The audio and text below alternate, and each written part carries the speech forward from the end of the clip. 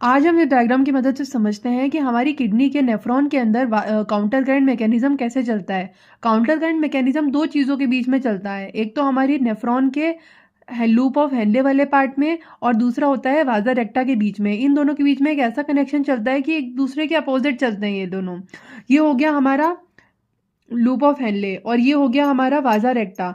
आप ये मान के चलो इस डायग्राम को उठा के हमें यहाँ पर रखना है।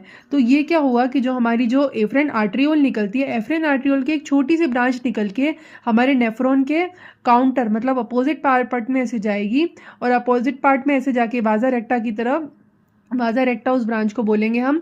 और उसमें क्या होगा, हमारी किडनी की ऑस्मोलैरिटी को मेंटेन किया जाएगा। सबसे पहले हमारी मेड्यूला होती है, आउटर मेड्यूला, इनर मेड्यूला और बाहर की तरफ कॉर्टेक्स है। जो आउटर मेड्यूला है उससे नीचे की तरफ जाते हैं तो हमारी ऑस्मोलैरिटी बढ़ती रहती है। ऑस्मोलैरिटी कैसे बढ़ती है?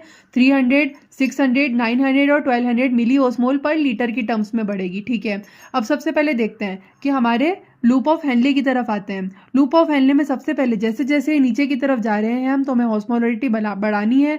तो हमारे नेफ्रॉन को, लूप ऑफ हेनले को अगर ऑस्मोलैरिटी बढ़ानी है तो उसको सबसे पहले क्या करना पड़ेगा, अपने आप को हाइपरटोनिक करना पड़ेगा। हाइपरटोनिक मतलब जिसमें नमक ज़्यादा पानी कम। हाइपरटोनिक करने के लिए उसको सबसे पहले वाटर का लॉस करना पड़ेगा। वाटर का लॉस करके यहाँ पे अंदर वाला सोल्यूशन होता जा रहा है हाइपरटोनिक, हाइपरटोनिक, हाइपरटोनिक और मैक्सिमम लिमिट आ गई 1200।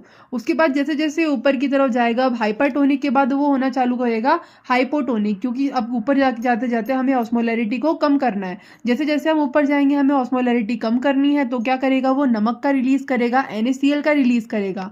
और फिर जैसे ऊपर जाएगा वो एक बार NaCl H2O। इस डायग्राम को हम डायरेक्टली ऐसे याद रखेंगे। फिर उसके बाद हमारा मैक्सिमम रिटेंशन ऑफ पानी होगा, मतलब पानी जितना भी होगा सब निकल जाएगा। इससे हमारा यूरिन क्या हो जाएगा, कंसंट्रेटेड हो जाएगा, मतलब मैक्सिमम लॉस ऑफ वाटर को वो प्रिवेंट कर देगा। अब वाजा रेक्टा देखते हैं कैसे चलती है। वाजा रेक्टा आप मान के चलो यहाँ पे तो अलग बना रखा है, पर ये मेनली इसकी पोजीशन यहाँ होनी चाहिए। अब वाजा रेक्टा में क्या होगा, जैसे जैसे नीचे की तरफ आएगा ये इसका डिसेंडिंग लिम्ब होगा और ये वाजा रेक्टा का असेंडिंग लिम्ब होगा। जो इसका डिसेंडिंग लिम्ब होता है और जो असेंडिंग लिम्ब होता है, ये दोनों भी आपस में काउंटर करंट मैकेनिज्म शो करते हैं। ये दोनों भी आपस में अलग अलग उसमें चलते हैं, काउंटर करंट पैटर्न में चलेंगे। कैसे? नीचे जाएगा तब ये NaCl को एब्जॉर्ब करेगा।